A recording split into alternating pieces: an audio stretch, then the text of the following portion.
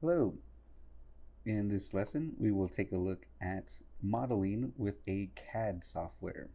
CAD stands for Computer Aided Design, and we will use a computer software to help us design products. There are many different design softwares out there.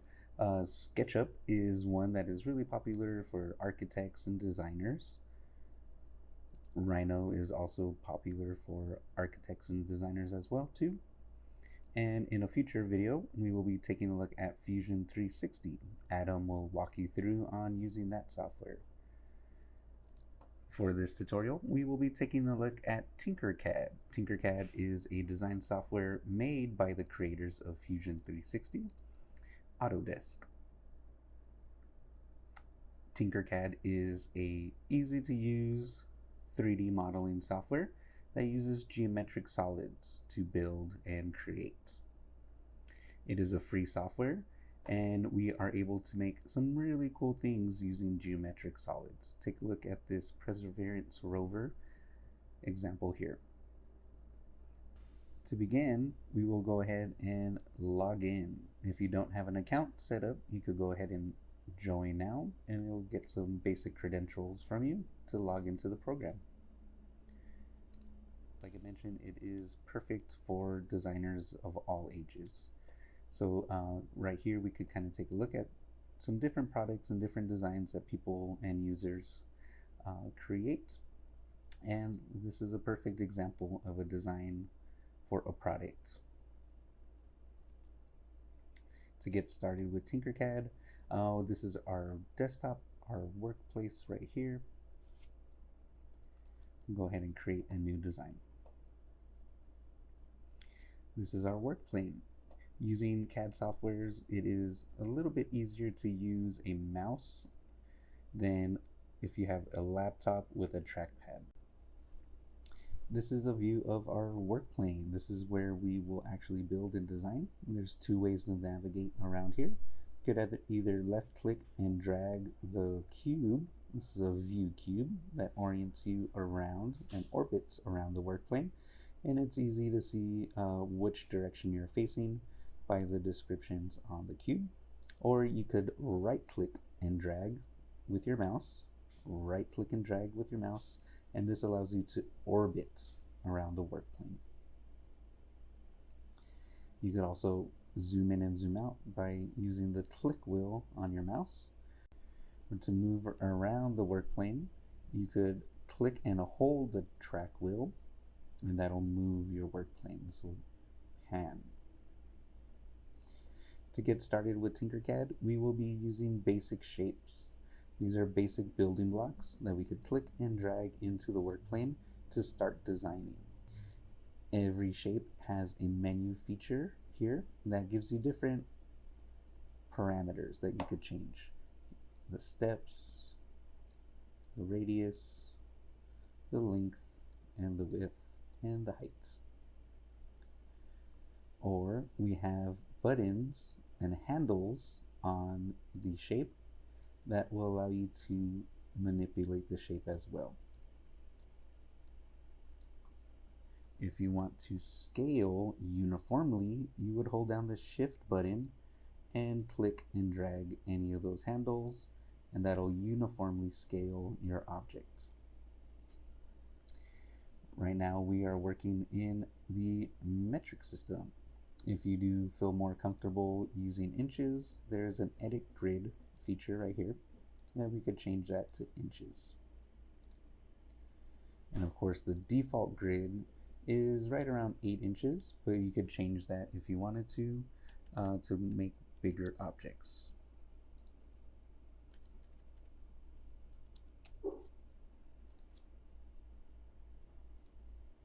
So now we are in the imperial system. So if we want to be super precise, we could go ahead and adjust these number values, and now we have a 2-inch cube, and change this back to a solid square. Great. Now also around your selected object, you will notice there is compass marks that will allow you to rotate in any of 3 axes. Since we are working in a 3D software, we do have 3 axes that we can move things around in. If you mess up and you want to go back, we have the Control Z or the back buttons back here. Also, to raise our objects, we have this little black triangle that we could raise our object in the Z height.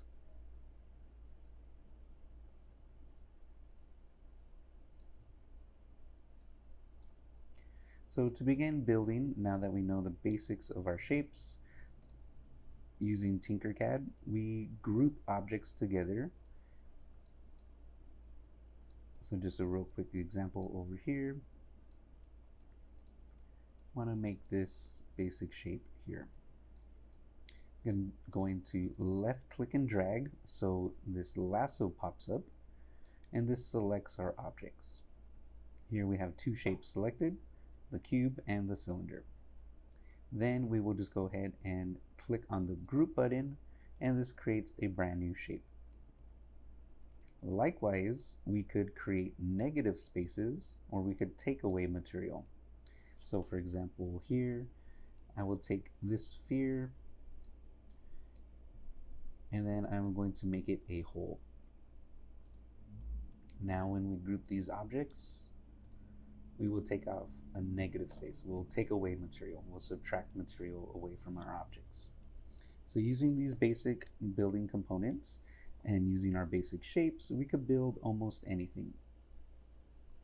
In addition to basic shapes, we have texted numbers. We have some fun characters,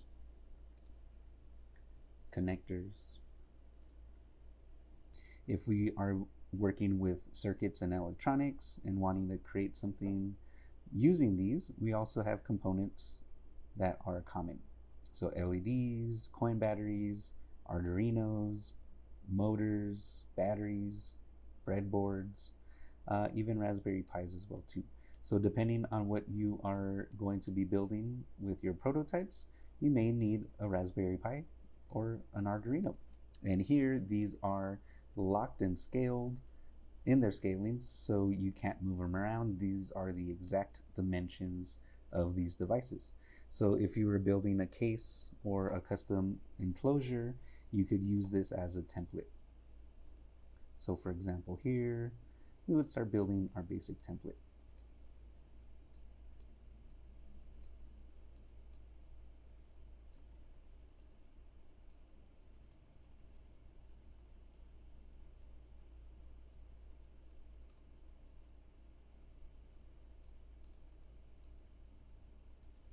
As we are using Tinkercad, of course we want to, or any modeling software, we do want to be mindful of our dimensions.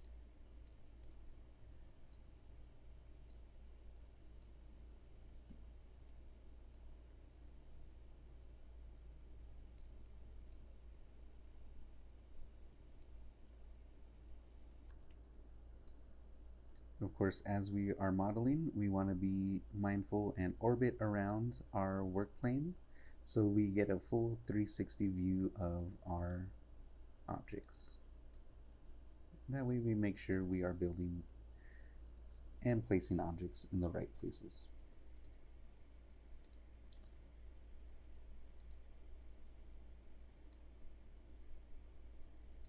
If we are designing for 3D printing, we want to make sure that we are at least 1 millimeter thick in any direction. If we do want to change our snapping feature, snapping adjusts the grid layout of our work plane.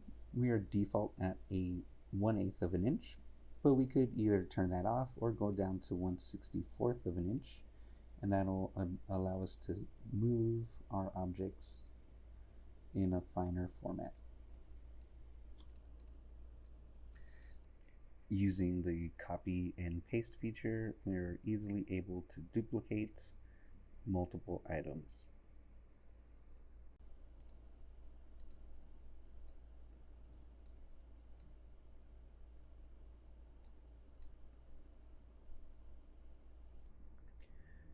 Next up, we'll make a hole for the inputs for the USB and the power of the Arduino. So I'll be using a square hole that will cut through the outer facing of our Arduino holder.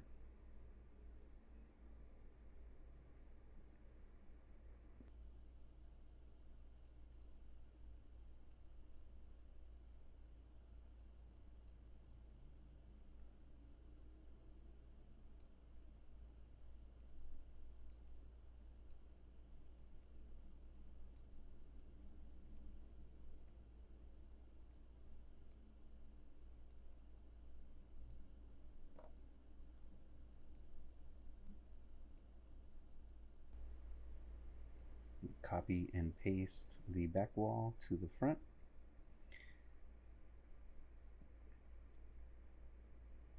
And now when we select everything, we'll group it together and those holes will punch out.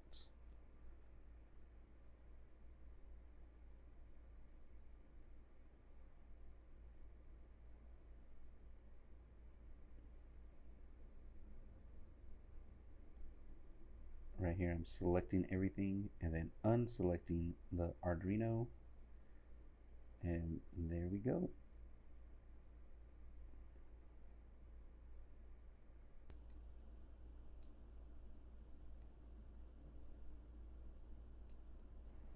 Another great tool in Tinkercad is using the align feature.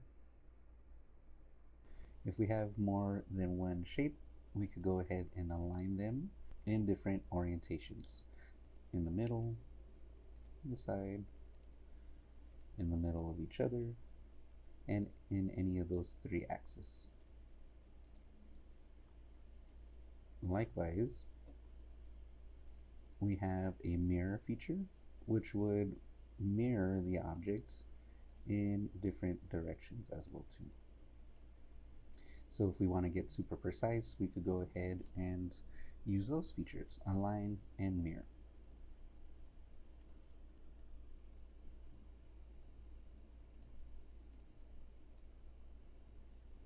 So using the combination of holes, geometric solids, we could start beginning to build and create almost anything. Here is a very basic enclosure for our Arduino. After we take this and work with it when we're ready to go, we could actually export these files for 3D printing. One thing to note, Tinkercad names your files automatically, so it is good to go ahead and rename those files. And we could go ahead and export those for 3D printing.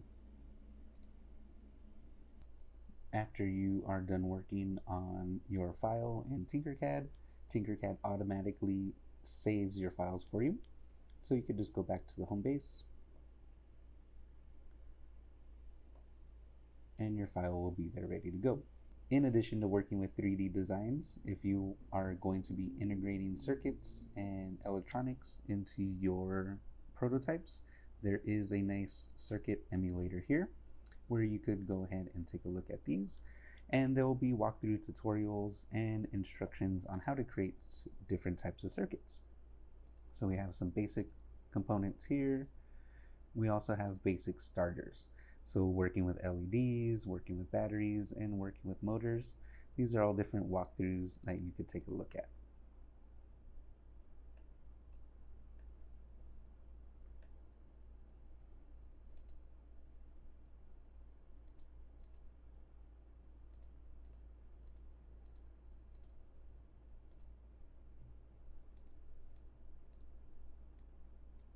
The simulator allows you to change these up, move things around,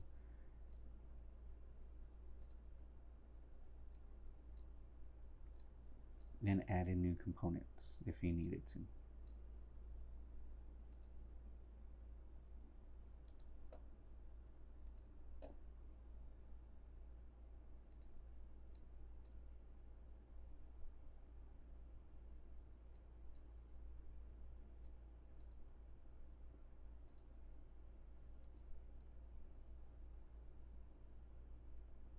For more lessons and tutorials, there is a Learn feature right here that has sample projects and tutorials that you could take a look at your own time.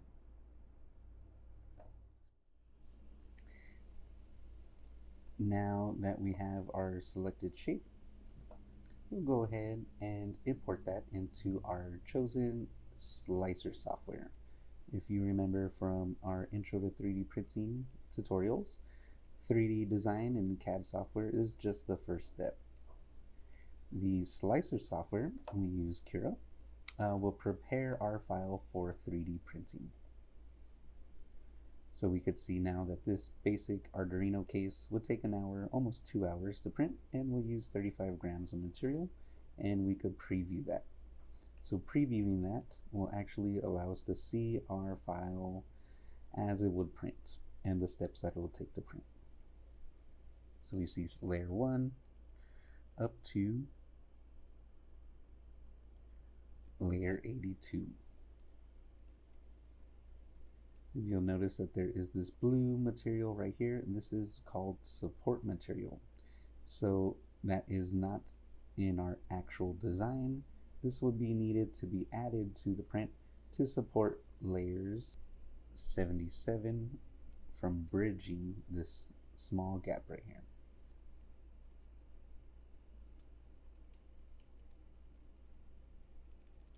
After the print is completed, all we would need to do is just take that off with some flush cutters, and we will have our finished product. The slicer has many different settings that we could adjust, from the quality of the print, the layer height of the print, the wall thicknesses, and some of the common ones that we use is infill. Right here we could see that this is an infill of 10%, and this is affecting this pattern right here. If we were to bump this up to, let's say, 80%, this would increase that infill amount, and we can now see that infill is a lot thicker. This also increases the time of printing and the material usage. Typically when we print prototypes, basic designs, we don't really print more than 10% of an infill, but just depending on your final product, you may want to beef that up and make your prints a little bit more strong. There are many different settings within the slicer, and these are a little bit more advanced, but could allow you to adjust the temperature of the material, the speed of the printer, and many other different facets here. Once we're ready to go and we're happy with our slicing, we would save this to a file, upload that to the 3D printer, and allow the printer to do its job.